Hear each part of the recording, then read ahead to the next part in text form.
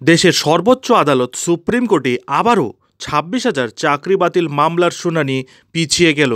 আসলে নিয়োগ দুর্নীতি মামলায় এসএসসির অধীনে 25,753 জনের চাকরি বাতিলের নির্দেশ দিয়েছিল কলকাতা হাইকোর্টের ডিভিশন বেঞ্চ।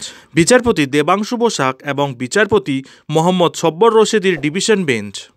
এই শুনানি বৃহস্পতিবার হওয়ার কথা থাকলেও প্রধান বিচারপতি সঞ্জীব খান্না এবং বিচারপতি সঞ্জয় কুমারের বেঞ্চ জানিয়েছে আগামী 12ই ডিসেম্বর এই মামলার শুনানি হবে। ওই দিন এই বিষয়ে দায়ের হওয়া সব মামলার সঙ্গে যুক্ত সকল পক্ষের বক্তব্য শুনবে আদালত। দেশের সর্বোচ্চ আদালত সুপ্রিম কোর্টের প্রধান বিচারপতি সঞ্জীব খান্না পদে বসার পর এদিনই প্রথম এসএসসি মামলা শোনার কথা ছিল। এর আগে প্রধান বিচারপতি DY চন্দ্রচূড়, বিচারপতি JB পারদিওয়ালা এবং বিচারপতি মনোজ মিশ্রের বেঞ্চে এই মামলাটির শুনানি হওয়ার কথা থাকলেও তখনও এই মামলাটি একাধিকবার পিছিয়েছে। নিয়োগ দুর্নীতি মামলায় এসএসসির অধীনে 25,753 জনের চাকরি বাতিলের নির্দেশ দিয়েছিল কলকাতা হাইকোর্টের ডিভিশন বেঞ্চ। সেই নির্দেশকে চ্যালেঞ্জ করে পরবর্তীতে সুপ্রিম কোর্টে গিয়েছিল রাজ্য সরকার। পৃথকভাবে মামলা করেছিল রাজ্যের শিক্ষা দপ্তর, এসএসসি এবং মধ্যশিক্ষা পর্ষদও। সুপ্রিম কোর্টের নির্দেশেই সিবিআই চাকরিহারাদের মধ্যে যোগ্য অযোগ্য বাছাইয়ের কাজ শুরু করে। সিবিআই সূত্রের খবর, ইতিমধ্যে 25,000-এরও বেশি চাকরিহারা শিক্ষক, শিক্ষিকা এবং শিক্ষাকর্মীদের মধ্যে যোগ্য অযোগ্যদের বাছাই পর্ব শুরু হয়ে গেছে। ব্যক্তিগতভাবে প্রার্থীদের সাক্ষাৎ পর্ব এবং তথ্য সংগ্রহের কাজও প্রায় শেষ করে এনেছেন সিবিআই আধিকারিকেরা।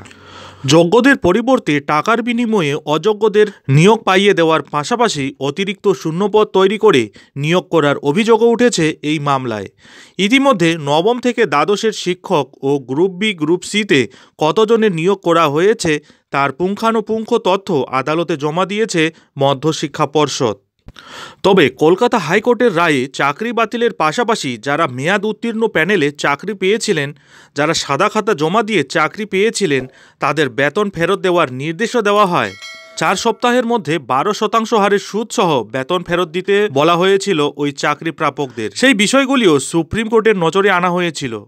লোকসভা নির্বাচনের আগে এই মামলার শুনানিতে হাইকোর্টের নির্দেশের উপর অন্তর্বর্তীকালীন স্থগিতাদেশ দিয়েছিল সুপ্রিম কোর্ট। তবে পরের শুনানিতে তৎকালীন প্রধান বিচারপতি DY চন্দ্রচূড় জানিয়েছিলেন তার বেঞ্চ আগে চাকরি বাতিল মামলার সঙ্গে যুক্ত 5 পক্ষ অর্থাৎ রাজ্য সরকার, এসএসসি, সিবিআই, মূল মামলাকারী এবং যাদের নিয়ে বিতর্ক তাদের বক্তব্য শুনবে।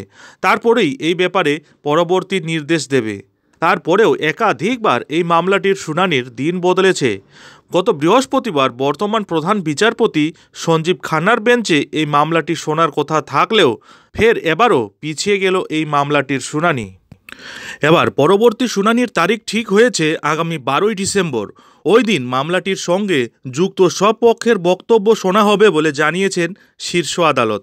কলকাতা হাইকোর্টের ডিভিশন বেঞ্চের রায়ের পর রাজ্যের যুক্তি ছিল, যেখানে 5,000 জনের বিরুদ্ধে অবৈধভাবে চাকরি পাওয়ার অভিযোগ রয়েছে, সেখানে প্রায় 26,000 জনের চাকরি কেন বাতিল হবে? বিষয়টি নিয়ে অসন্তোষ তৈরি হয় চাকরিহারাদের মধ্যেও। যদিও সুপ্রিম কোর্টের স্থগিতাদেশের পর কিছুটা হলেও স্বস্তি পান চাকরিহারারা। এখন দেখার বিষয় হলো 2016 এসএসসি 26,000 চাকরি বাতিলের মামলাটির পরবর্তী শুনানিতে কি হতে চলেছে। নজর থাকবে সেদিকে।